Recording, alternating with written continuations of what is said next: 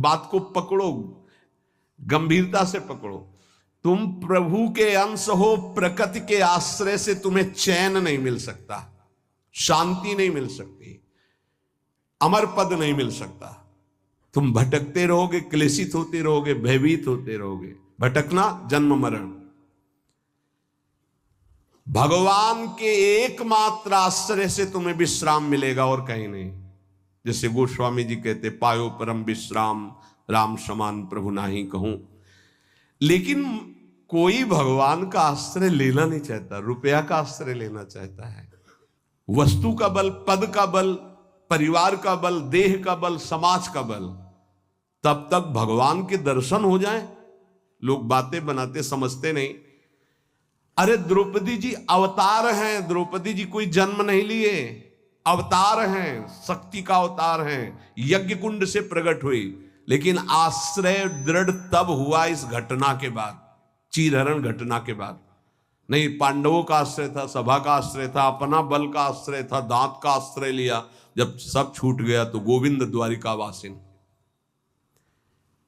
ये चीज समझने, कल कुछ संत भगवान आए थे, उनसे यही चर्चा हो रही थी कि आश्रय तत्व पर दृष्टि रखो। कहां आश्रय है तुम्हारा? अंदर से देखो, अभी भगवत प्राप्त हो जाओगे। बिगड़ी जन्म अनेक की अबही सुधरे आज, आज अभी होई राम को। आश्रय राम का, आश्रय हरि का, आश्रय प्रभु का। किसका आश्रय? सूरदास जी महाराज कह रहे हैं, अपबल, तपबल और बाहुबल, चौथो बल है दाम। किसका आश्रय इनमें से? अपना बल, तपस्या का बल, दाम का बल, विद्या का बल। किसका बल है? बोले सब बल कहां जागृत होता है? बोले हारे को हरे नाम। जो भगवान के आश्रित हो गया, नाम के आश्रित हो गया। ये जितने आश्रय ये टिकाऊ नहीं है, प्रत्युत ये तुम्हें भ्रमित करके तुम्हारे समय को नष्ट करने वाले हैं। जिसने धन का आश्रय ले लिया, पतन है, शास्त्र कह रहा है। क्यों पतन है? खूब बल आ जाता है अंदर, क्योंकि गलत आश्रय लिया ना धन का। अब वो मतवाला हो जाता है, शराब पीना, मांस खाना, व्यभिचार करना, ये उद्दंडता ही उद्दंडता आने लगती है। अब भगवत आश्रित और धन आ गया तो उसका धन दूसरी जगह जाता है, क्योंकि आश्रय सही है। अस्पताल खुलवा दिया, पौशाला, संत सेवा, गौशाला, नाना प्रकार की धार्मिक वृत्तियों के द्वारा दूसरों को सुख पहुंचाना। क्यों? क्योंकि आश्रय बढ़िया है। केवल धन का आश्रय है तो सब दोष आ जाते हैं। इतना ही नहीं, शुभ कर्मों का आश्रय बन जाता है, साधना का आश्रय बन जाता है। अपनी साधना, रोज परिक्रमा लगाता हूं, रोज ये करता हूं, ये करता हूं। देखो दिखाई दे रहा है भक्त, भगवान। भक्त का मतलब होता है भगवान का आश्रय। अब वो ये जो सत साधनाएं हैं, असत नहीं है, पर इनका जो आश्रय हो गया वो डायरेक्ट भगवान के आश्रय से हट। अब हमारी टांगें मजबूत हैं तो हम परिक्रमा लगा रहे हैं, कल टांग टूट गई तो आश्रय भगवान का, उनके आश्रय से भगवत प्राप्ति होगी, कोई इनके आश्रय से थोड़ी। लेकिन अगर वो आश्रय लिया है तो फिर लगेगा हमसे कोई साधना ही नहीं हो रही, आप असंतुष्ट हो जाएंगे। एकमात्र भगवान का आश्रय। तभी कह रहे बिगड़ी जन्म अनेक की अबही सुधरे आज। अभी इसी क्षण सुधार हो जाएगा, अभी इसी क्षण बात बन जाएगी। अनेक जन्मों की बिगड़ी क्या? आश्रय केवल प्रभु का, मामुपाश्रिता। भगवत प्राप्ति की साधना का भी आश्रय नहीं। ध्यान दो, ये बड़ा सूक्ष्म। आश्रय केवल प्रियालाल का। साधना बन रही बढ़िया, कल साधना ना बने, ऐसे रोग हो जाए, ऐसी शरीर की स्थिति हो जाए, ऐसी मना स्थिति हो जाए तो हमें भगवत प्राप्ति नहीं होगी क्या? होगी। बोले क्यों होगी? तुमसे कोई साधन तो बनता नहीं। बोले हमने साधन का आश्रय नहीं लिया, हमने तो प्रियाजू का आश्रय लिया। सर्वेषु साधन वरेषु चिरम निराशा। बात समझना, ये आंतरिक है, आध्यात्मिक। भरोसा केवल प्रभु का, आश्रय केवल प्रभु का, इसी से भगवत प्राप्ति होती है। पूर्व में जब प्रथम बोलना शुरू हुआ था मुरारी से, उनसे यही आश्रय तत्व पर केवल चर्चा होती थी। आश्रय को समझिए। अगर आश्रय साधन का तो भोग साधन का होता है, साधन सुख का भोग होता है। इसीलिए यह गुण साधन ते नहीं, बड़ा सूक्ष्म। तो अब जैसे अल्पज्ञ साधक है तो सोचता है कि फिर तो साधना ही नहीं करनी चाहिए। तो अभी तक आप कर रहे थे क्या? आपसे करवा रहे थे जिनके आश्रित हो। ऐसे भाव में आओ। साधन हो रहा है, प्रभु को समर्पित हो रहा है। नहीं हो रहा है तो हम तो प्रभु को समर्पित ही हैं, हमारी भगवत प्राप्ति तो पक्की है। भाई ये समझ आनी बहुत कठिन हो जाती है। हम परिक्रमा लगाया है तो कह सकते हैं कि हम भगवत प्राप्ति कर सकते हैं, क्योंकि साधन का भरोसा है। अगर नहीं लगा पाए तो भी हमारे भरोसा में कमी हो जाएगी।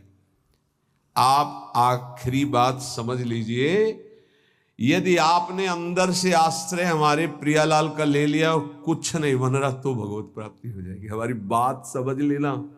ये हम बहुत समझी सोची हुई बात कर रहे हैं। आश्रय आपका कहां है? एक क्षण के आश्रय को प्रभु बहुत बड़ा मान लेते हैं, ध्यान रखना। जब बाली जी का भगवान ने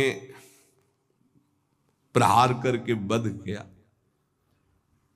तो आखिरी श्वासें बाली जी की भगवदाकार थी,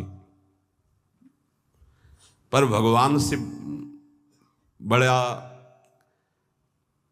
छुपा के वचन बोले, हृदय प्रीति मुख वचन कठोरा।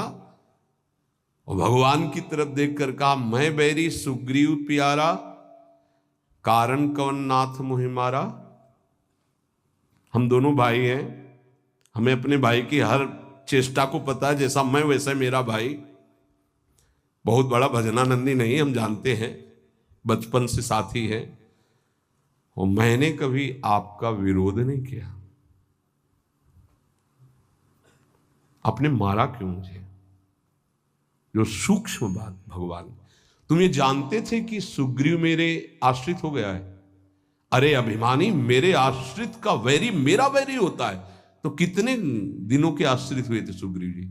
कोई माला चलाई थी, ध्यान किया था, तपस्या की थी, और निष्काम आश्रय नहीं था, सकाम आश्रय था। बाली मारा जाएगा, मैं किष्किंधा का राजा बनूंगा। और जब राजा बन गए, महाराज जी राम जी प्रवर्षण पर्वत पर रहे, एक दिन भी दंडवत करने न दिन में गए न शाम के गए, 4 महीना नहीं गए। फिर वहां से भयभीत वाले वचन जब भगवान लक्ष्मण जी को कि जाके बोल दो कि जो बाली को वही बाण तूड़ीर में है उसमें, तब आके दंडवत, नाथ विषय हरि लीने से ज्ञान।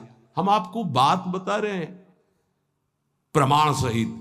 भगवान ने जो वचन कहे उस बहुत मानने और समझने वाली बात। तुम जानते थे कि सुग्रीव मेरे आश्रित हो गया। अरे अभिमानी, तुम मारना चाहता मेरे आश्रित का वैरी मेरा वैरी, मेरे आश्रित का मित्र मेरा मित्र, इसलिए मैंने तुम्हें मारा। फिर वो आगे की जो बात अनुज बधु भगनी सुत नारी व्यवहारिक की बात कही, आंतरिक बात जो कही, मेरा शरणागत मेरे आश्रित। अन्य आश्रय टिकाऊ नहीं है, पहले दिमाग में रख लो। यहां तक कि साधना का आश्रय भी। इसीलिए सर्वेषु साधन वरेषु चिरम निराशा। साधना का आश्रय साधन का भोग करवाने लगता है। साधन का भोग क्या होता है? एक अहम में सुख। दिन में 3 परिक्रमा लगाता हूं वृंदावन की, वो अहम में जो आश्रय बैठ गया साधना का, ये अहम भोग कर रहा है उसका। 3 लग गई तो कोई बात नहीं, 3 दिन नहीं लगी तो कोई बात नहीं।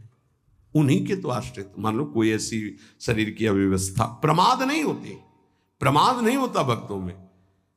आश्रय हमारा प्रभु का, जैसी उनकी रुचि हो वैसा चलावे। बहुत बढ़िया साधन बन गया तो हमें कोई हर्ष नहीं है, और कोई साधन नहीं हुआ तो हमें कोई शोक नहीं है। ये स्थिति समझना बड़ा कठिन है।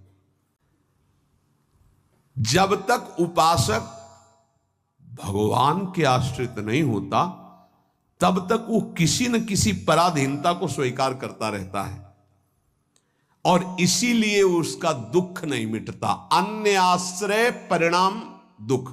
ध्यान रखना, प्रभु के सिवा अन्य आश्रय बराबर दुख।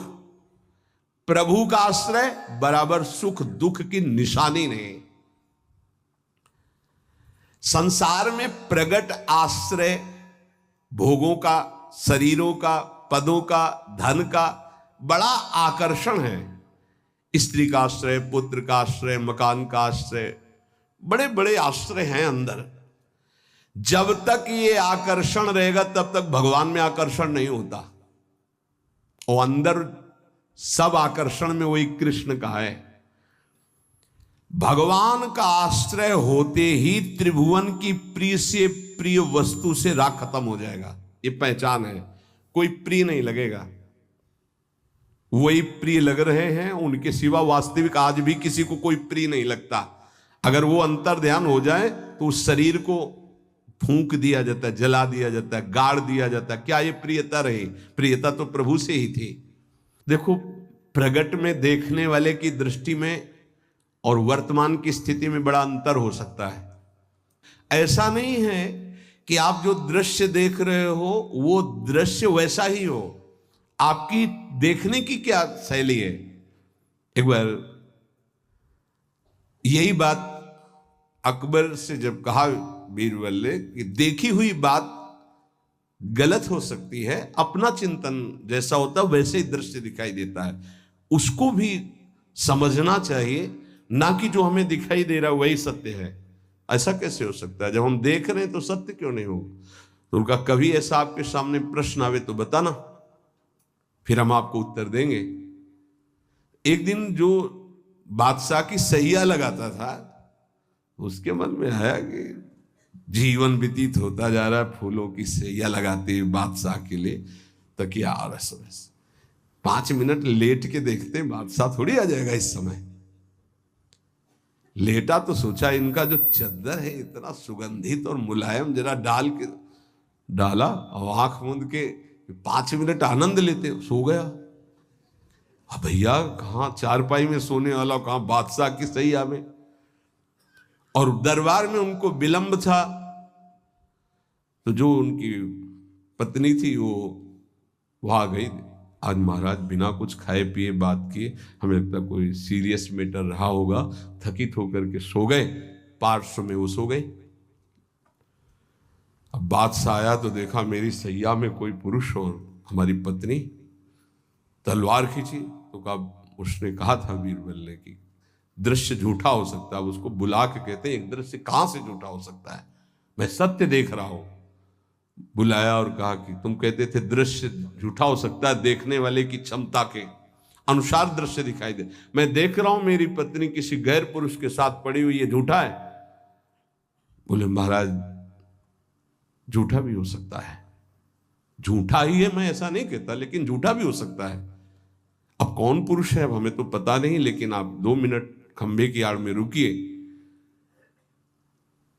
रानी को ऐसे जी, बोले आप किसके साथ सो रहे? बोले महाराज के साथ। बात नहीं की? बोले नहीं, थके थे सो रहे थे इसलिए जगह नहीं, पार्श्व में सो गए।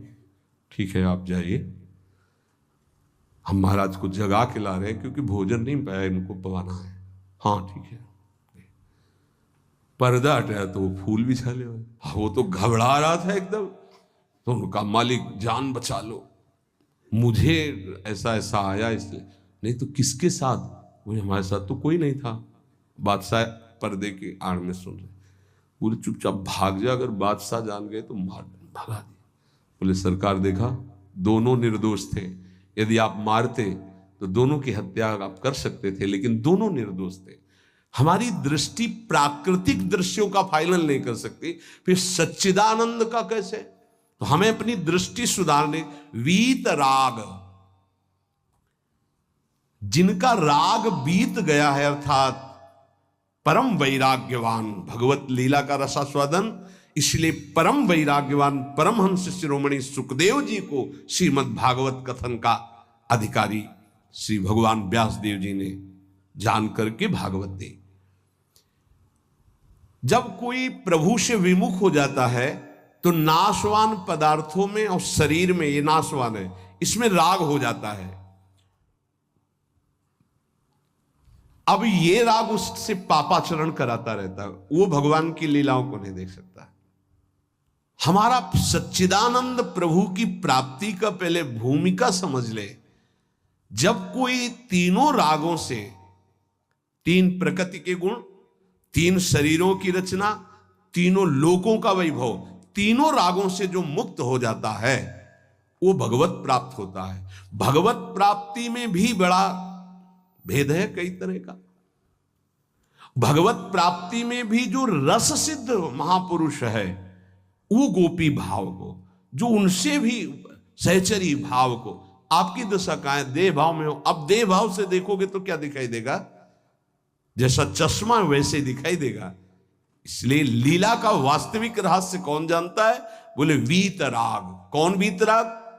बोले जो परमात्मा से विमुख है उसका नाशवान प्रकृति के द्वारा रचे हुए वस्तु, व्यक्ति, स्थान, शरीरों में राग हो जाता है। वो राग जिसका नष्ट हो चुका है उसे कहते हैं वीतराग, परमहंस।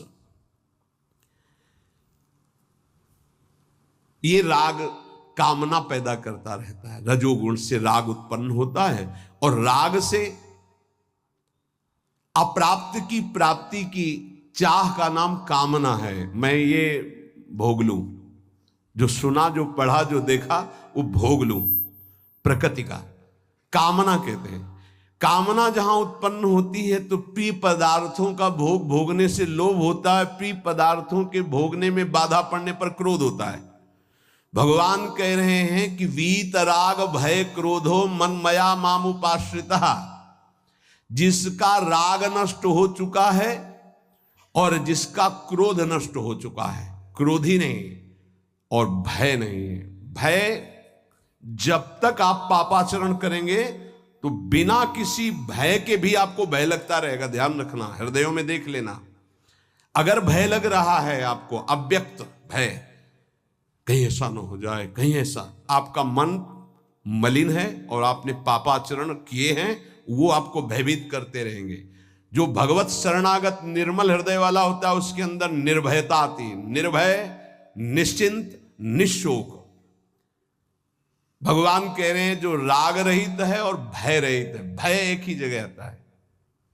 अज्ञान जनित नाशवान शरीरों में राग, भोगों में राग, जिससे पापाचरण, तो ये शरीर न नष्ट हो जाए इस बात का भय बना रहता है। कहीं भोग सामग्री न छूट जाए इस बात का भय बना रहता है। और एक मन में अव्यक्त भय बना रहता है, वो पापाचरण का फल, वो एक कल्पनात्मक भय बना रहता है, भयावह, जिसे आजकल भाषा में डिप्रेशन कहते हैं।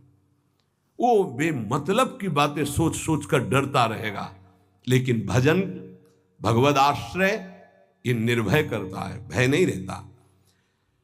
जब हमारी कामनाओं की अपूर्ति होती है तो क्रोध आता है। लेकिन भक्त की अगर कहीं वो कामना वाला भी अभी है, अपूर्ति होती तो कृपा मनाता, बड़ी कृपा हुई, भले नहीं दिया, नहीं मेरा मन फंसा देता। पूर्ति हो गई तो बहुत दुलार है, बड़ी प्रभु की दुलार वृत्ति है। वो प्रभु की तरफ ही देखता है, पूर्ति में भी अपूर्ति में। इसलिए ना वो तो लोभ से बंध पाता है ना क्रोध से।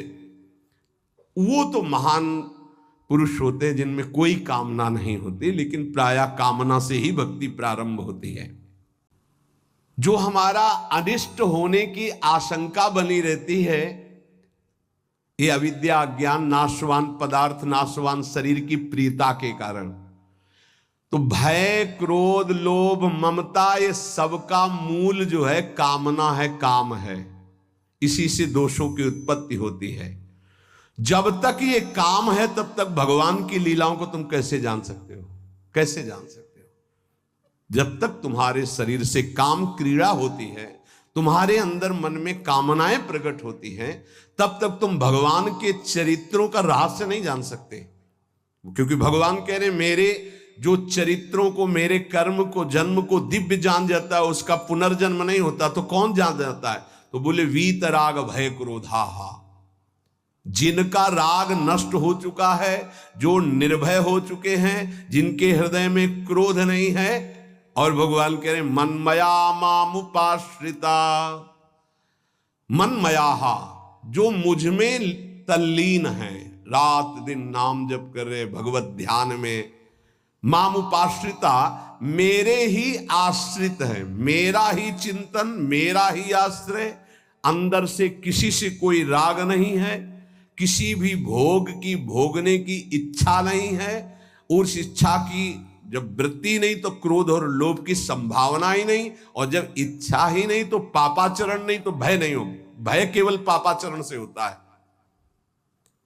निर्विकार हृदय कूटस्थ स्वामी थे, हिमालय में भ्रमण कर रहे थे, एक शेर की गर्जना हुई, घुर्राता हुआ सामने आया तो छड़ी लिए हुए थे पूज्य पादुड़िया बाबा का, ऐसे छड़ी लगा खड़े हो गए, बोले यार सुन, तेरा आहार अगर ये निश्चित हो चुका है तो तू गुर्रा मत इसे खा ले, अगर आहार नहीं निश्चित हुआ है तो तू जा।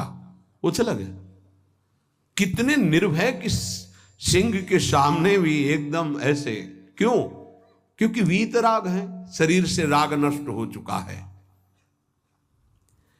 श्री भगवान कह रहे कि मामुपाश्रिता, देखो बहुत सुंदर बात कह रहे, ध्यान देना।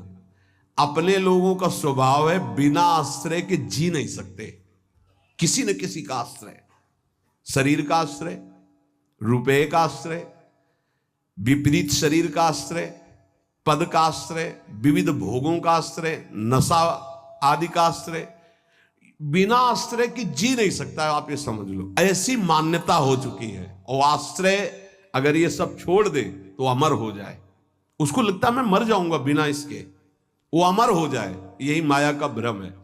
किसी न किसी का आश्रय लिए रहता है, कभी भी वो आश्रय टिकाऊ नहीं है। ध्यान देकर देखिए क्या टिकाऊ है। मनुष्य शरीर टिकाऊ है? नहीं। Bank balance? नहीं। कोई पदार्थ पदवी? नहीं। बहुत ध्यान देने योग्य बात है। परमात्मा के अंश तुम्हारे अंदर जो एक आश्रय लेने की वृत्ति प्रकट हुई है प्रकृति से, यही बंधन है। और इस बंधन को तुम तभी छुड़ा सकते हो जब प्रकृति को जिसने रचा उसका आश्रय ले लो, परमात्मा का, प्रभु का।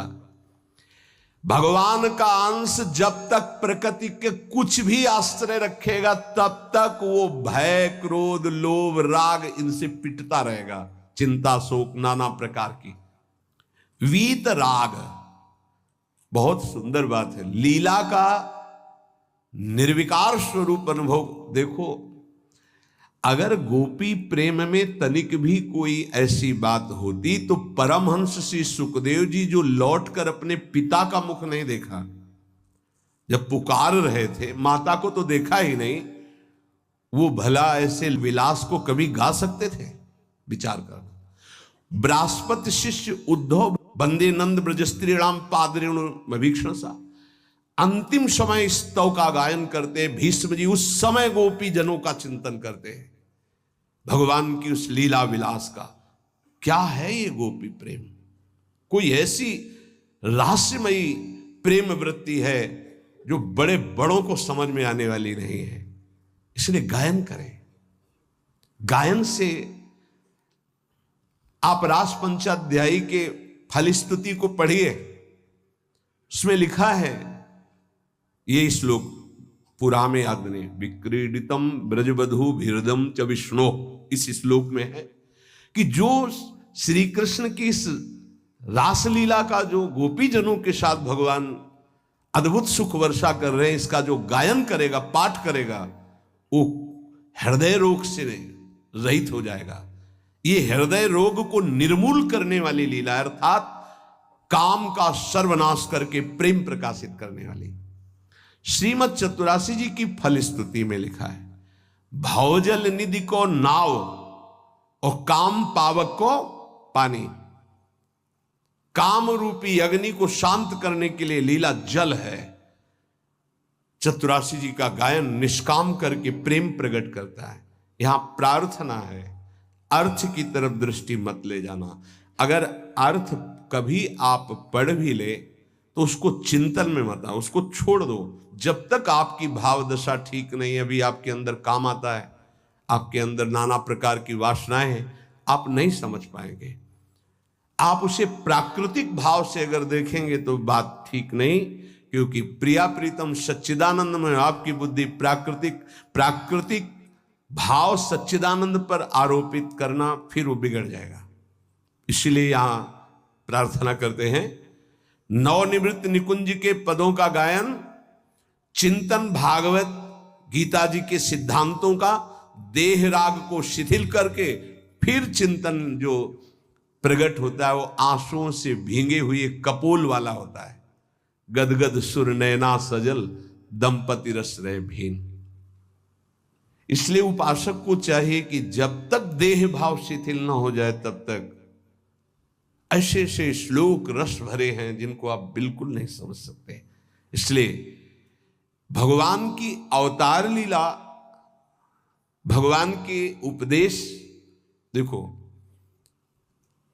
शास्त्रों में हमने पाया कि जब अपने शिष्यों को उपदेश गुरुदेव करते हैं तो उनसे कहते हैं कि देखो भाई, मेरे उपदेश से जो मेरा आचरण न मिलता उसे कभी स्वीकार मत करना। मेरे उपदेश से जो मेरा आचरण या शास्त्र की आज्ञा से जो मेरा आचरण न मिलता हो उसे कभी अनुकरण मत करना। क्यों? क्योंकि तुम्हारी स्थिति नहीं है, तुम अनुकरण करोगे परास्त हो जाओगे। मेरा जो तुम्हारे लिए उपदेश है, शास्त्र की जो आज्ञा है, उसके अनुसार चलना। आप सोचो, जगत गुरु भगवान श्री कृष्ण की लीला का कोई अनुकरण कर सके? जैसे रास लीला का नहीं कि भगवान इतनी गोपियों के साथ नृत्य कर रहे हैं। भगवान के इस दिव्य प्रेम विलास को तुम रास किसको संबोधन कर रहे? बोले रास रचा के आ रहा है। घोर अपराध भरे शब्द बोल रहे हो। भगवान रास जो कर रहे हैं वो आत्म स्वरूप का विलास है, वो किसी व्यक्ति या स्त्री पुरुष का नहीं है। भगवान ने जो कुछ लीलाएं ऐसी की जिनका अनुकरण स्वाभाविक करके हम प्रेम मगन हो सकते हैं। कुछ लीलाएं हैं जिनका गायन करके प्रेम में मगन हो सकते हैं। कुछ लीलाएं हैं कि पढ़ सुन करके हम गर्वित हो सकते हैं, मेरे प्रभु ऐसे। तो रास लीला के पहले भगवान की जैसे लीला एक आती है गोवर्धन लीला, फिर रास लीला। चलो रास लीला तुम करने के अनुकरण करने की बात करते, चलो गोवर्धन लीला करो। नहीं, भगवान जो लीला करते हैं उनका अनुकरण करो, गोवर्धन लीला करो। अब भी 21 किलोमीटर के महाराज हैं गिरिराज जी। श्री कृष्ण चंद्रजू जो लीला कर रहे हैं वो गायन करनी है, अनुकरण करने की सामर्थ्य किसमें है? किसमें है? भगवान शंकर ने हलाहल जहर निकला समुद्र मंथन से, यहां रोक लिया, तुम एक कुल्ला पानी रोक के दिखाओ, पानी, और हलाहल जहर रोक लिया। तो सामर्थ्यवान महापुरुषों का आचरण वही अनुकरणीय है जो शास्त्र सम्मत है, जिनका वो आदेश कर रहे हैं कि आप ऐसा कीजिए। हर बात अनुकरणीय नहीं है, क्योंकि वो किस दशा में किस स्थिति में है। इसीलिए यहां भगवान कह रहे मेरे जन्म कर्म की दिव्यता को कौन जानेगा, और जो जानेगा उसका पुनर्जन्म नहीं होगा। तो बोले वीत राग, जिसका राग नष्ट हो चुका है,